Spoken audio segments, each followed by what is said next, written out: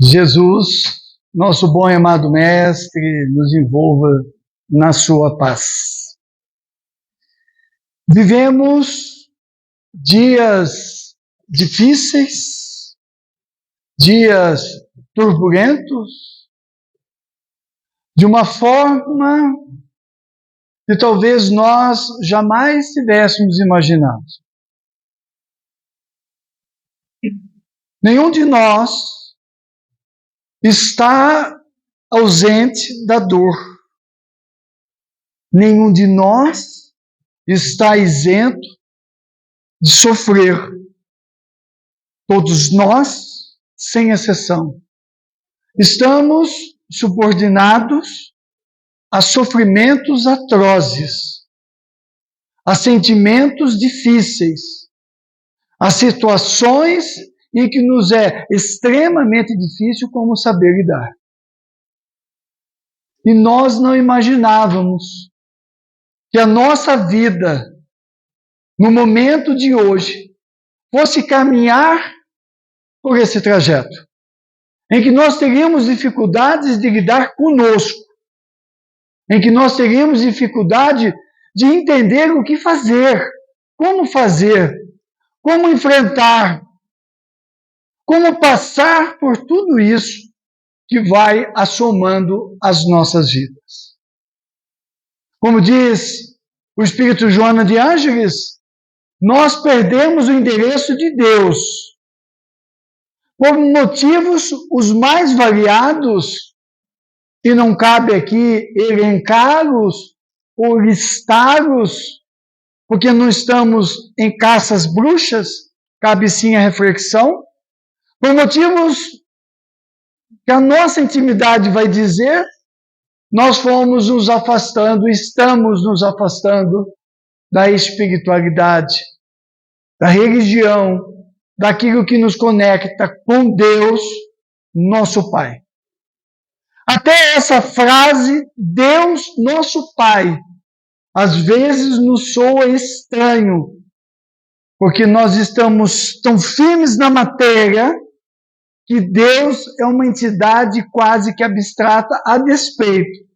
E na questão número 1 do Livro dos Espíritos, que é uma questão magistral, extremamente profunda, que gera inumeráveis inferências, Kardec pergunta aos espíritos que, não pergunta o que, quem, quando, pergunta que é Deus.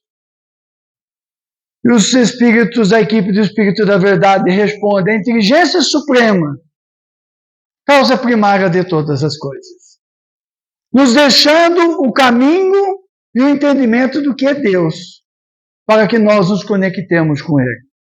À medida que nós nos afastamos, absorvidos, absortos pela vida material, nós acabamos aceitando, adotando algumas posturas materialistas. Divaldo Franco, incessantemente, eu tenho o aplicativo Espiritismo Play e olho constantemente, ele constantemente, há muitos anos, e levando bastante pedrada, ele vem advertindo-nos de que o materialismo, enquanto doutrina, vem ganhando corpo na sociedade. E, infelizmente, no movimento espírita. Mas como? O espírita acredita em reencarnação, mas adota posturas materialistas. Defende pessoas, teorias, doutrinas materialistas. E vemos filhos de espíritas, inclusive de evangelizadores, coordenadores de estudo, palestrantes, em situação extremamente difícil. Jovens, tragados pela droga e por outras coisas mais. E quando nós vamos investigar, e evidentemente eu estou falando de caso que eu sei, nós verificamos a postura do pai e da mãe, espírita na fachada, mas adotando posturas materialistas, o que nos leva a profundas reflexões. Nesse processo doloroso, O materialismo não tem nada a nos oferecer. Ele fala de uma vida vazia, onde não há propósito. E nós, espíritos imortais, temos propósitos de vida. Algo que nos motiva. E motivação, vem do latim motivare, ter motivo para agir. E o propósito de vida que o Espiritismo nos propõe, que Jesus de Nazaré nos propõe, é o que nos emula a crescer, a trabalhar e a passar por todas as vicissitudes, a sofrer tudo aquilo que eu posso até rotular de injustiça. Tenho direito, no momento da dor, da desgraça, da perda, de estar revoltado, de ficar bravo, eu dou esse direito. Aliás, eu sou expert nisso. Mas no minuto seguinte, eu tenho o dever, vejam que eu falei em direito, mas no minuto seguinte eu tenho o dever de recompor-me e entender que tudo aquilo tem um porquê. Eu, espírita, já sei que há um porquê, seja lá o que for. E este é o meu propósito de vida. O que eu vou passando, uma doença crônica, por isso que eu comecei falando que não há ninguém aqui que não tenha passado por isso, uma doença crônica, uma perda afetiva, uma perda profissional, um desentendimento conjugal, uma separação, uma discussão familiar que gera o afastamento desse ou daquele, uma traição em família, uma traição profissional, tudo isso são questões da vida. Faz parte do nosso processo. E eu, enquanto espírita, eu já sei disso. Por isso eu preciso me alertar, porque eu vou desenvolvendo a minha espiritualidade à medida que eu vou sobrepujando essas dores, vou aceitando esses fatores, da forma como eu estou dizendo aqui. Há que ter um porquê. Eu estou encarnado, eu já estudei no Livro dos Espíritos, eu já estudei na doutrina espírita. Há que ter um porquê. Eu posso não saber, mas Deus tem um porquê. E se eu tenho fé em Deus, por isso que eu comecei falando da questão número 1 do Livro dos Espíritos, se Ele é a inteligência suprema, há que ter um porquê e eu tenho a fé nele. E eu vou desenvolvendo a fé e a espiritualidade, vou ganhando resiliência e vou passando por cima disso tudo. Quando eu não entendo isso, eu acabo por passar aos jovens, enquanto filho, ou enquanto aluno, ou que trabalha comigo, ou que convive comigo, eu vou passando pelo processo de osmose psíquica, onde a pessoa vai tomando as minhas características para conviver comigo. Lei de afinidade, lei de fluidos, Livro dos Espíritos e a Gênesis. E ela vai tomando a osmose psíquica, vai tomando o meu comportamento, a minha forma de pensar, a minha forma de encarar os problemas. E os pais dizem, mas eu não fiz nada para o meu filho. Mas pensou, sentiu, elaborou mentalmente. E o espírito que está ali no corpinho do meu filho, do meu neto, é um ser imortal. Um espírito imortal, dotado de inteligência. E ele capta pelo perispírito. Não preciso dizer, mas ele capta. Mamãe está mal, papai está mal. Estão brigando. Há algo acontecendo. E ele capta. Quando sai do corpo, à noite, eis que a criança se envolve com os problemas. Vai tomando pé do que o pai vem fazendo, do que a mãe vem fazendo, achando que ninguém está sabendo, ninguém está percebendo. E nessa postura de pensar e sentir, o materialismo vai crescendo. E vai tomando conta do jovem que passa a ver que a vida não tem propósito.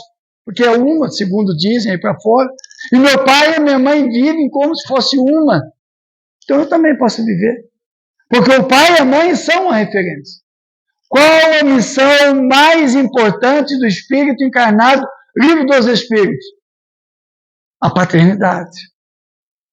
A paternidade. E aí as crianças, os jovens vão vendo os pais como referência e vão se afundando no materialismo. Eu estou absolutamente pasmo com a quantidade de jovens que estão tentando suicídio.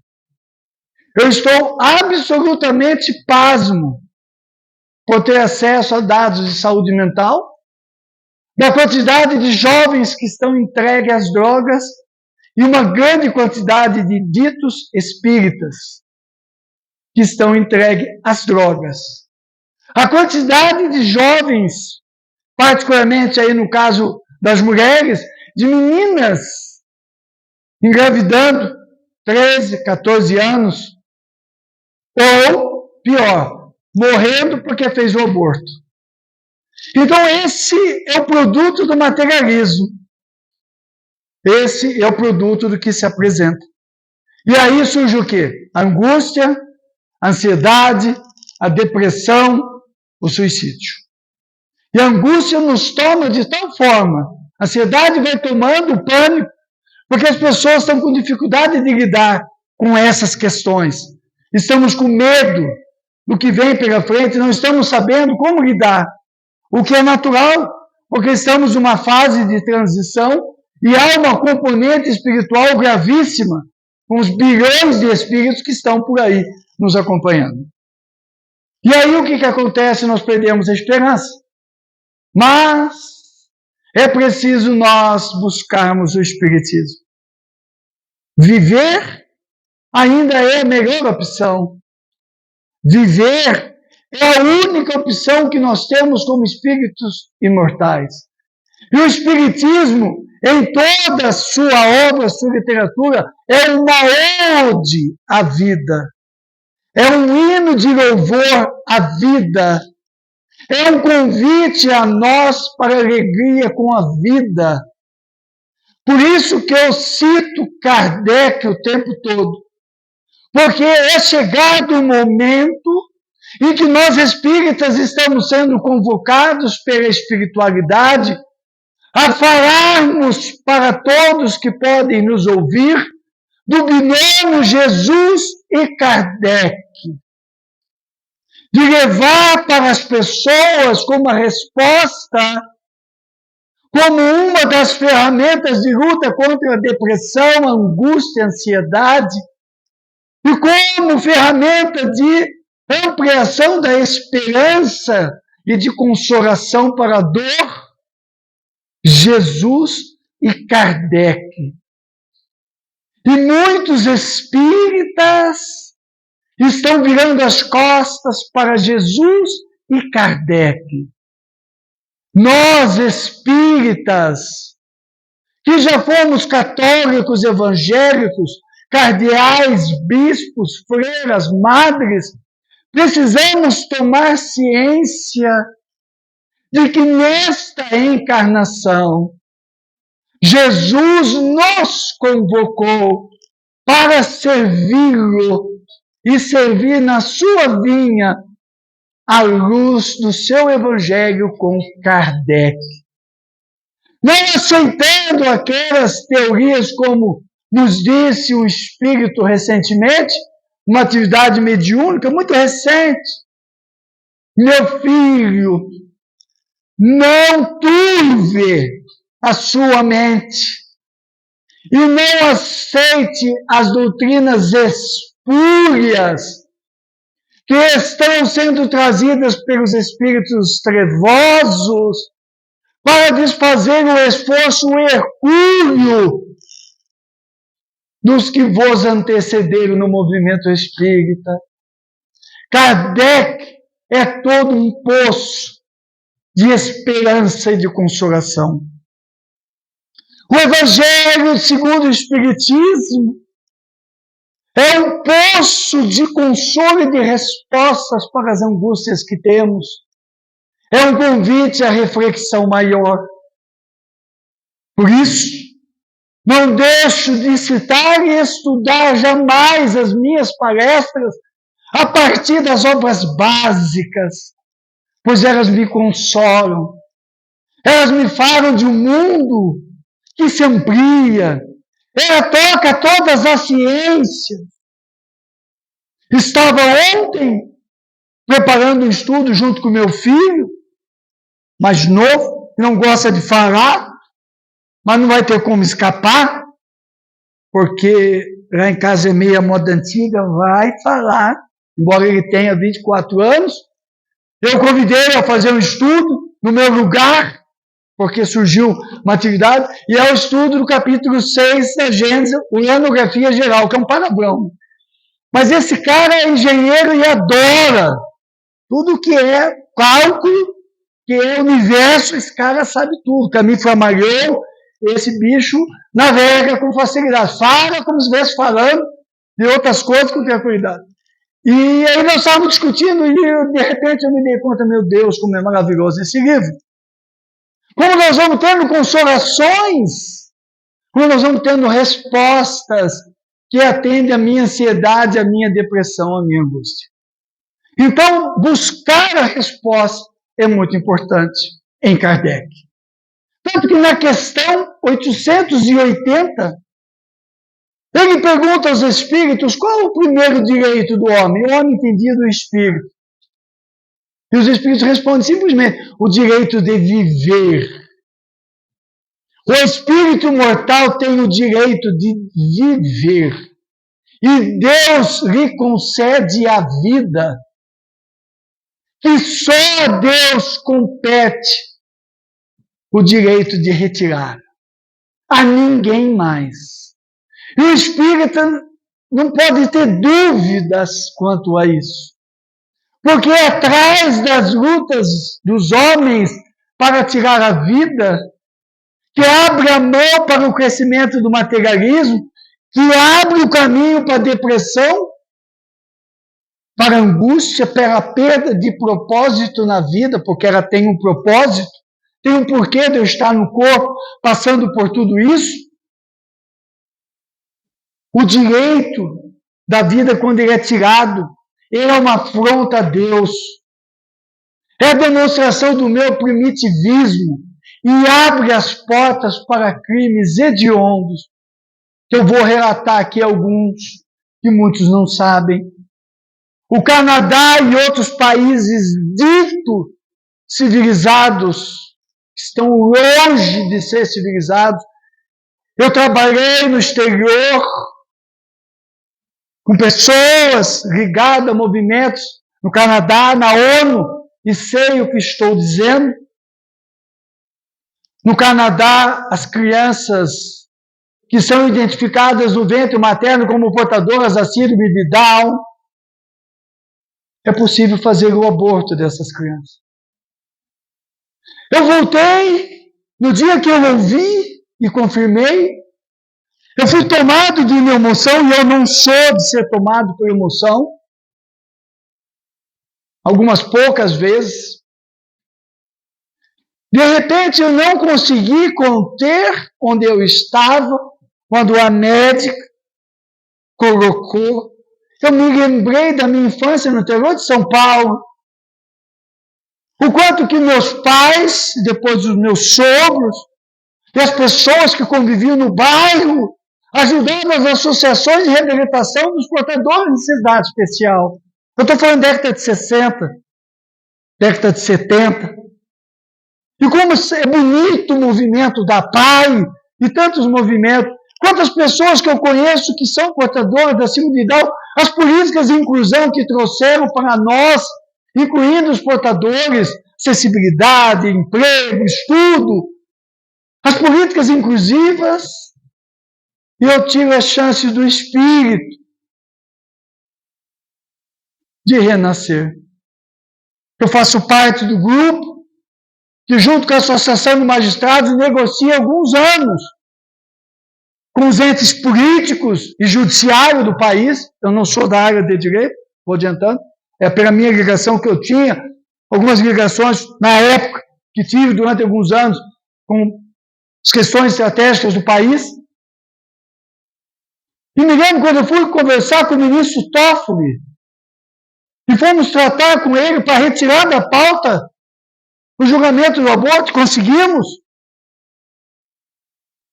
E eu me lembro quando nós falamos do que é o espírito portador da síndrome de Down, porque sabíamos que ele tem um irmão que ele ama. E ele começou a chorar. Ele falou, eu não posso imaginar não ter o meu irmão comigo. E eu fui tomado de uma emoção, porque eu lembrei da lágrima dele e vi quantos espíritos estão perdendo a chance de reencarnar pelo materialismo. Depois, por contatos que tenho na Suíça, tomei contato da quantidade, do conhecimento da quantidade de pessoas que estão fazendo a eutanásia ou o suicídio assistido, dito civilizado. Ah, como eu amo o Brasil. Incivilizado, é totalmente incivilizado, mas nós estamos lutando.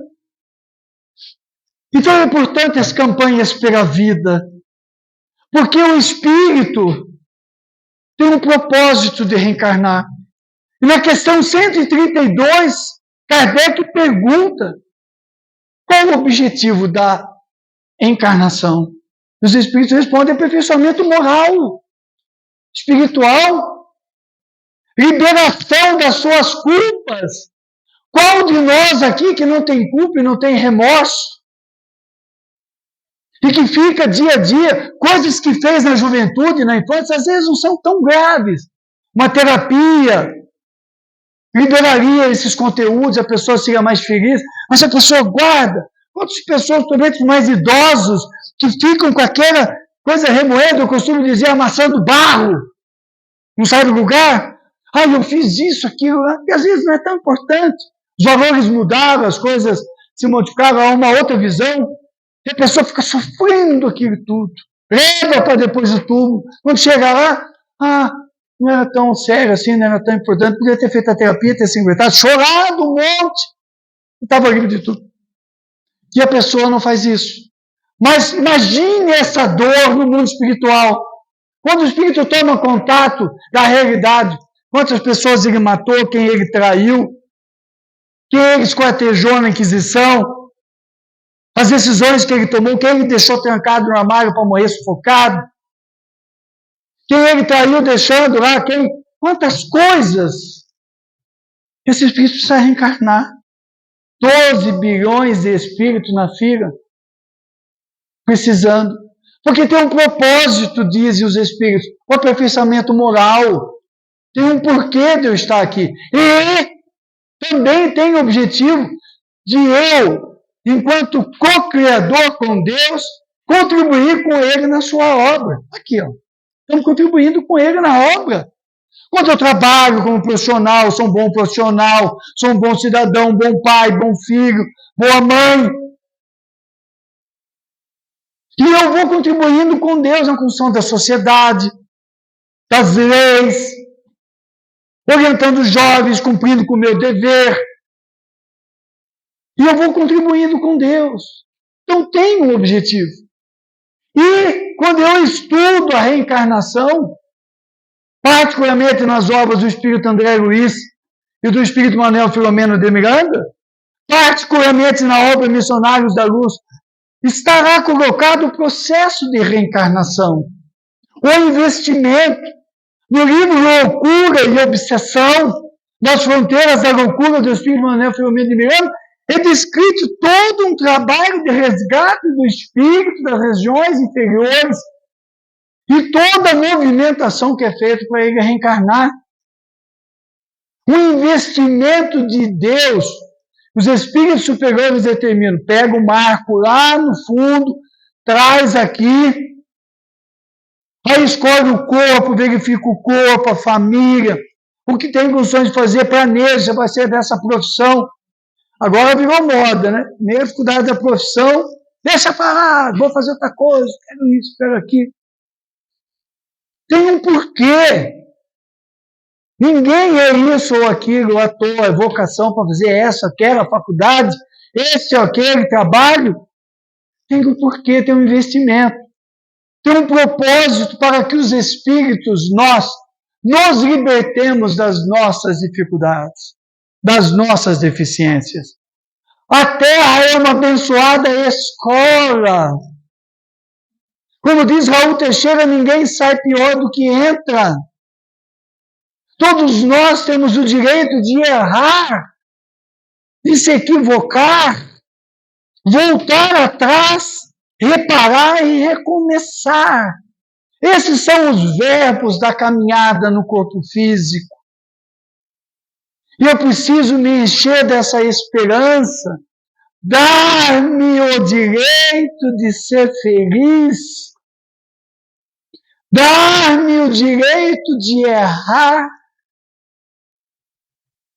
dar-me o direito de chorar. Quantas vezes eu falo para mim, Marcão, chora, cara.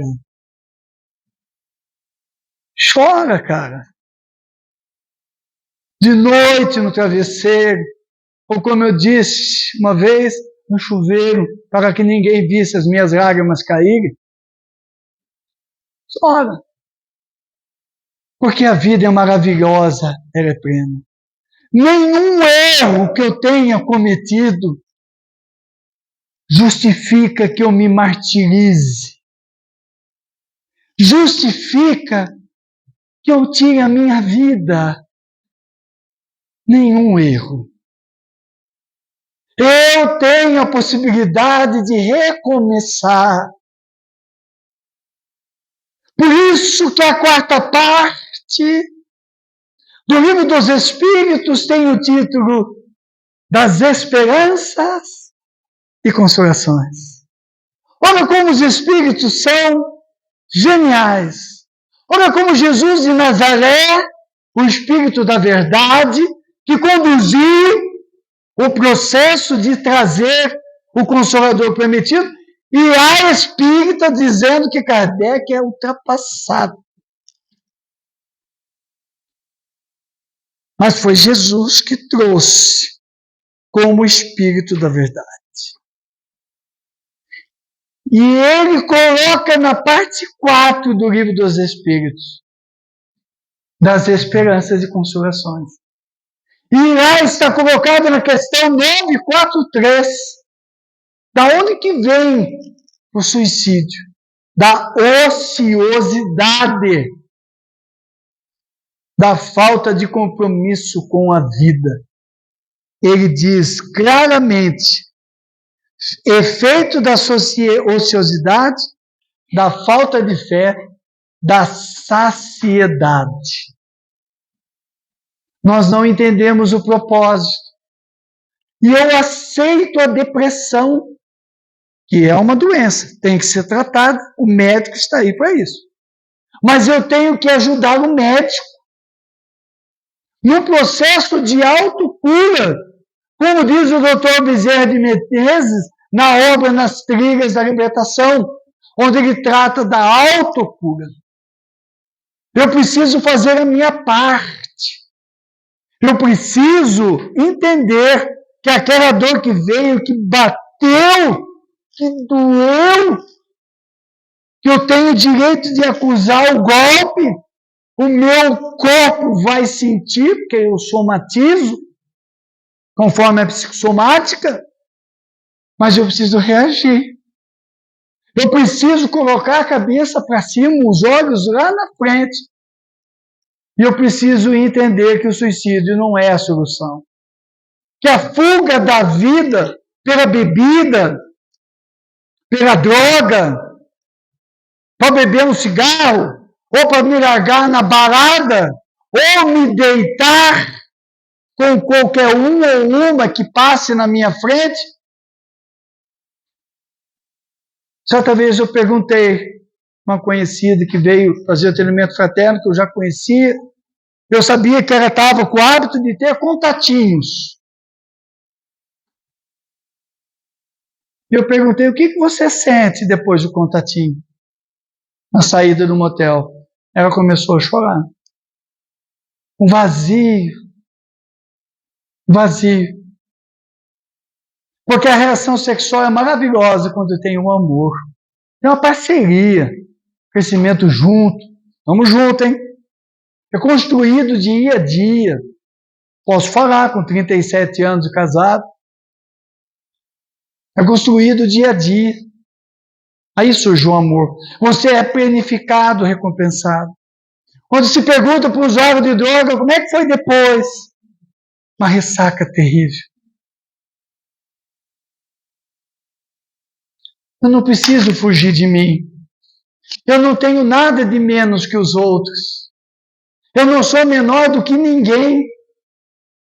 Eu sou o que eu sou. E Deus me ama do jeito que eu sou. E eu preciso cumprir com aquilo que está previsto para mim na vida. Mas, Marco, qual a minha missão? Ninguém sabe. Você vai descobrir. Livro dos Espíritos. Você vai descobrir a sua missão. Há um caminho meio que comum. Nascer, crescer, estudar, ter uma profissão, trabalhar. Pode casar ou não, pode ter filho ou não. Envelhecer, ser útil à sociedade. Isso já é um grande propósito. Se eu conseguir cumprir com isso, já está show de bola. Eu tenho um propósito. Porque quando eu parto para as drogas, para a bebida, para o sexo fácil, está levando muita gente à depressão, por isso que eu estou falando, não é à toa.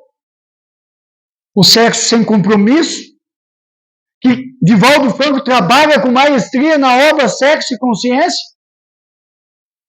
Eu vou entendendo que eu tenho um propósito. Eu vou tendo um antídoto contra isso. E o antídoto contra o suicídio. Porque a consequência do suicídio é muito grande. Todos nós sabemos que eu tenho um tempo no corpo físico. Quando eu vou reencarnar, nós aprendemos com a doutrina espírita que há um quantum de princípio vital que o espírito traz. Quando ele vai reencarnar, no momento em que o óvulo rompe, o espermatozoide rompe o óvulo, o espírito já está se conectando. Quem empurrou o óvulo na corrida? O espírito. De acordo com que a afinidade da missão dele, com o corpo que ele precisa, e ele atua naquele espermatozoide que traz as condicionantes genéticas que ele vai dar ao corpo que ele escolheu para ele cumprir a missão.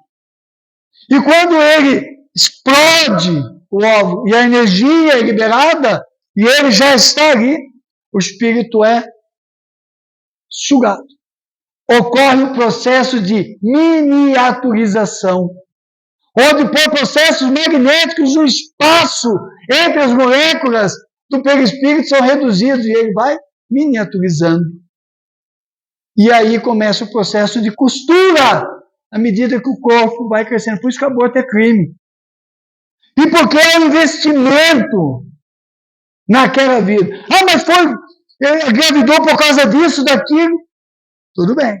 As condições para o aborto são colocadas no Livro dos Espíritos quando a vida da mãe corre risco. Está colocado. Não é o Marco que está dizendo, está colocado. Mas porque é um investimento muito grande em cima dessa vida. Os espíritos têm uma programação.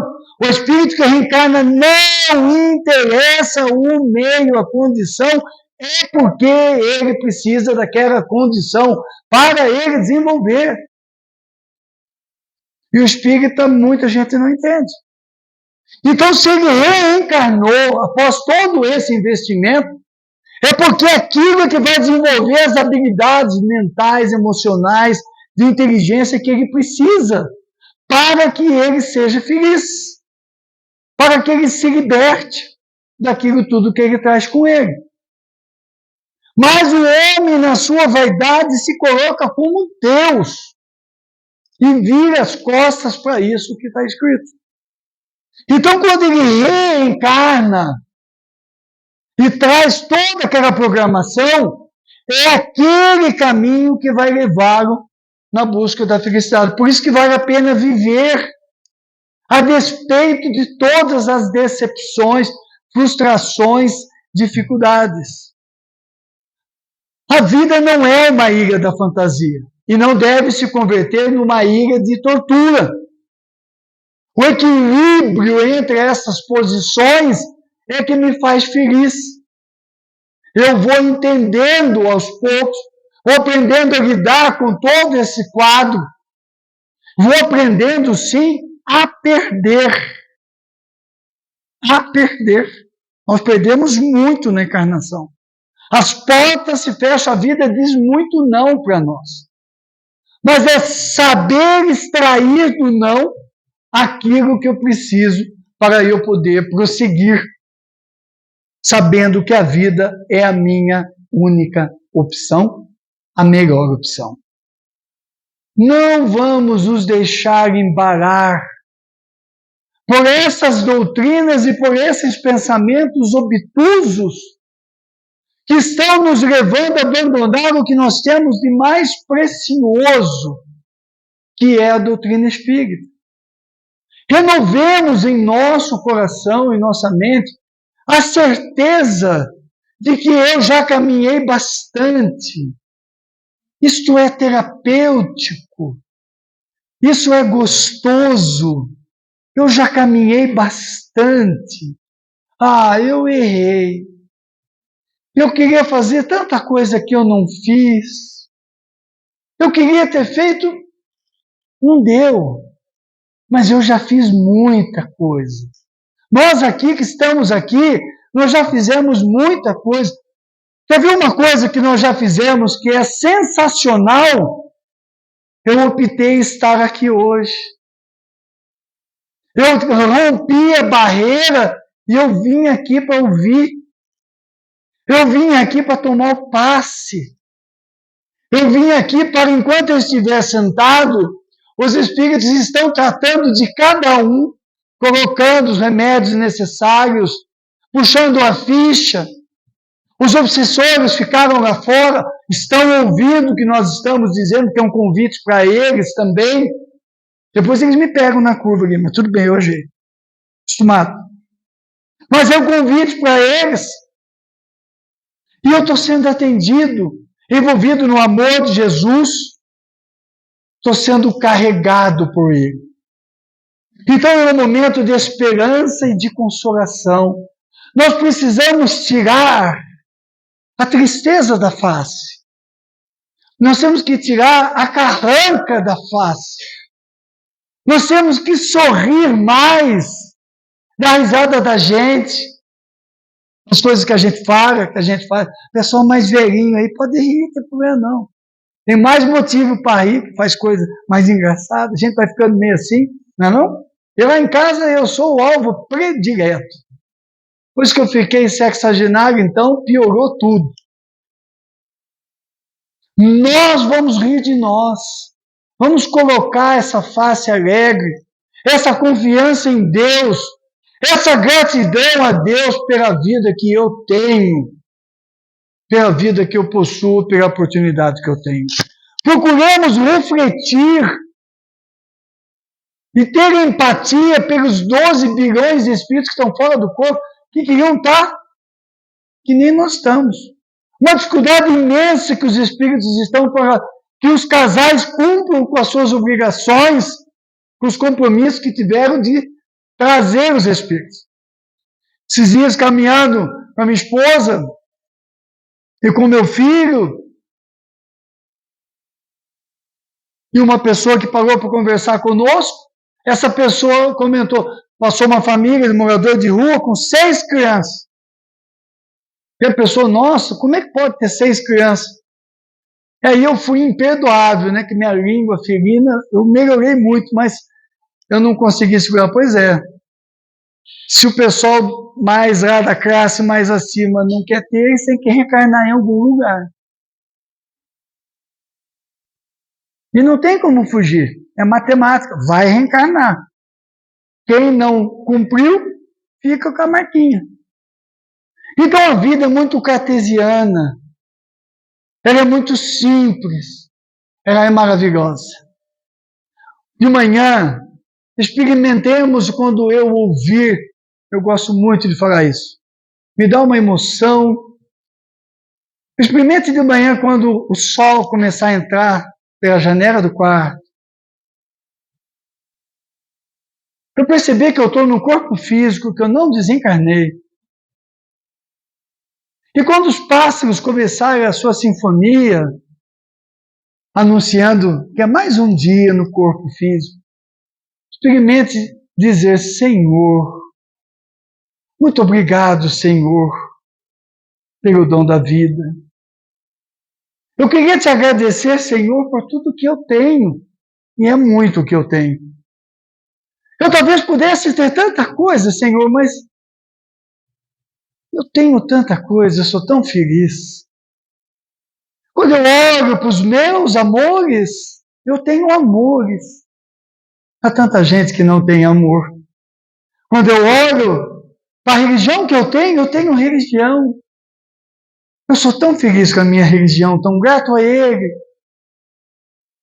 Eu poderia dizer: Senhor, obrigado por estar de pé, enérgico, trabalhando, correndo, saindo, fazendo, vou para a academia. Obrigado, Senhor, por tudo. Domingo, vou dividir com vocês. Eu pratico muito esporte, faço corridas longas, meia maratona, maratona. E domingo eu estava fazendo longão no eixo. Todo domingo eu vou no eixo morrer um pouquinho, segundo o meu cardiologista. E eu estava fazendo longão. E eu ponho fome, esqueço da vida. Esqueço da vida que, como médico, eu tenho que tomar cuidado para não viajar. Às vezes eu não sei nem onde eu estou. Quando eu olho, passei do quilômetro que eu tinha que correr. E eu estava com uma música tão bonita, uma música antiga, All By Myself, muito antiga, década de 70. Muito linda a música. Significa sozinho, uma letra maravilhosa. E eu me emocionei e comecei a agradecer a Deus em pensamento. Meu Deus, que glória! Chegar na idade que eu cheguei, correndo, fazendo atividade, as crianças correndo no eixo, brincando, os pais, as famílias, o céu azul, a natureza em festa. Tem que agradecer a Deus. Nós estamos em lutas. Os espíritos sabem de cada luta que nós estamos travando. Não agasalhemos a revolta. Mas Marco, ele não me escuta. Eu falo, eu rezo, mas ele não me escuta. Ele escuta. Ele escuta tudo. Ele está vendo a dor de cada um, a lágrima de cada um que está vertendo de todos nós. E a resposta vai chegar na hora que eu estiver preparado para ela chegar.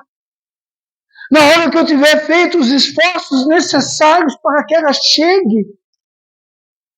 Para que eu possa depois fluir daquela resposta. Aproveitar daquela resposta. Não há um de nós. É hora do amor.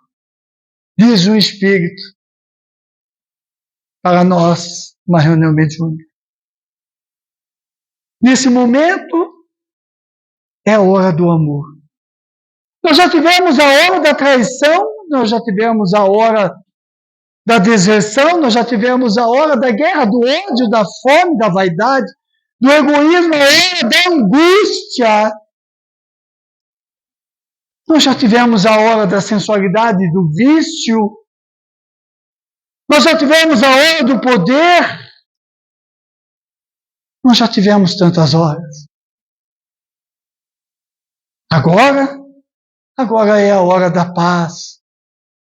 Nós já estamos prontos para viver a paz.